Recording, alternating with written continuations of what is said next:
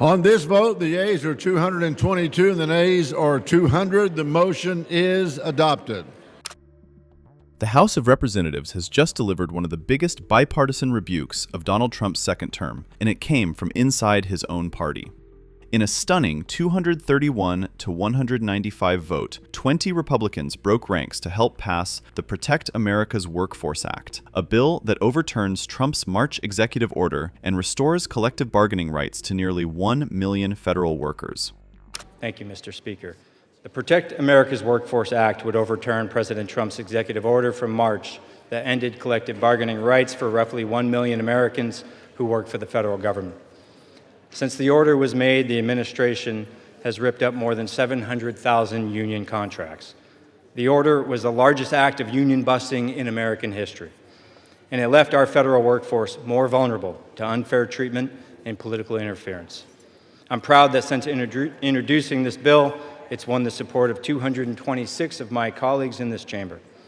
This majority includes Democrats and Republicans who recognize that collective bargaining is not a partisan issue. It's about fairness, dignity on the job, and a voice in the workplace. In his order, President Trump said ending collective bargaining was about protecting our national defense. But in my district and many others, affected workers build our warships and care for our veterans. These workers make our country safer and stronger every single day. America didn't vote to silence these workers, but this bill gives all of us a chance to restore their voices. Every one of us in this body was sent here by our constituents to represent their voice in Congress. While the majority leadership has broad prerogative to set the calendar and control the flow of legislation, no one here believes they should have absolute power to determine which bills see the light of day and which don't. The discharge petition process exists to give members of Congress some agency. It's a release valve to ensure that good bills with broad support cannot be held up forever by a leadership team. It gives us a fair shot at building a coalition to do the people's work and get an up or down vote on the floor. That's exactly how my colleagues and I have spent the past several months. We've built a bipartisan coalition representing a majority of the House in support of this bill and done the work to bring it to the floor. I know that none of us ran for office with a vision of governing by discharge petition. Most of us long for the return of regular order, where bills are assessed in committee, seriously debated, and given a vote. But here we are. As it stands, we must use every tool available to do the people's work. I'm grateful to my 8 Republican colleagues who co-sponsored the bill, led by my friend, Congressman Brian Fitzpatrick of Pennsylvania, and to the 5 Republicans who signed the discharge petition to ensure that this chamber would hold this vote. If the majority we built over the past few months sticks together, we can overturn this union-busting executive order, and we can show America that this body will protect workers' rights.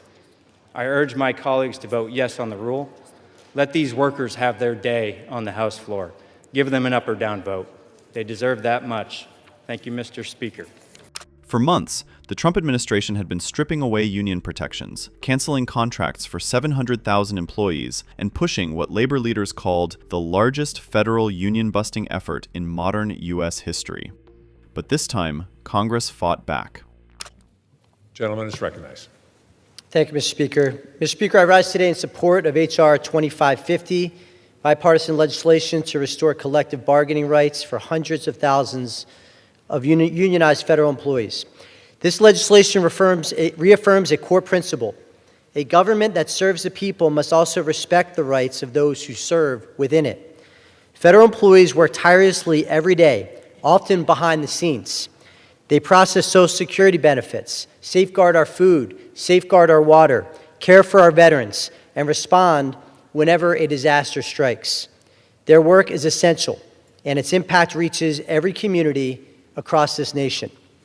Mr. Speaker, by restoring their collective bargaining rights, we strengthen a system that keeps government effective, stable, and responsive, all without compromising security or mission readiness. Reinstating these rights is not a concession, it is a commitment to treat federal workers with dignity, to reinforce a resilient public service, and to honor the commitment of the men and women who show up for the American people every single day. I urge my colleagues to support this bill. I want to thank my friend and colleague from Maine, Jared Golden, for his partnership and, more importantly, for his courage in advancing this initiative. And I yield back the balance of my time. The bill reached the floor through a rare discharge petition, bypassing GOP leadership entirely. Its bipartisan sponsors, Democrat Jared Golden and Republican Brian Fitzpatrick, argued that supporting workers wasn't a partisan issue, it was a promise. Labor groups hailed the vote as a major victory. Americans trust unions more than either political party. Today, Congress stood with workers, even if it meant standing up to the union-busting boss in the White House. Now, all eyes turn to the Senate, where a companion bill already has bipartisan support, but still faces steep political resistance. I rise today to urge us to pass this discharge petition. Earlier this year, Donald Trump did an illegal executive order stripping 1 million federal workers from their collective bargaining rights, rights they've had since 1962. We've seen this in my home state. In 2011, Governor Scott Walker launched one of the most aggressive attacks on workers' rights, stripping collective bargaining rights. What happened? Our School of Education had a 2/3 drop in people applying to be teachers. We lost long-term public employees, and that affected services. This bill will restore long-standing collective bargaining protections and ensure that any future administration cannot demolish these rights again. To our federal employees across the country, we hear you, we value you, and we're fighting with you, and we stand on behalf of the federal workers that are negatively affected by the President's actions. I yield back, Mr. Speaker. When our federal workers can't stand up for themselves, are we better off? No. When this administration puts at risk our clean water, the safety of our food, our veterans, our heroes that can't get the care they need because the federal workforce is hollowed out, we are not better off. That hurts all of us, hurts every community. And so we have the chance right now to do something incredibly powerful, to actually come together and say, let's protect those who protect us. And I couldn't be prouder of our workers, our local labor leaders who've already mobilized in their communities and contacted their elected officials to help them see how important this legislation is. And to every member of Congress, I say, come be a part of this massive bipartisan win. Help us get this done together and show that government can deliver common sense. So let's restore these rights to working people. Let's do something that the vast majority of Americans support in every community. And let's start showing a new path forward where we work together to deliver for the people.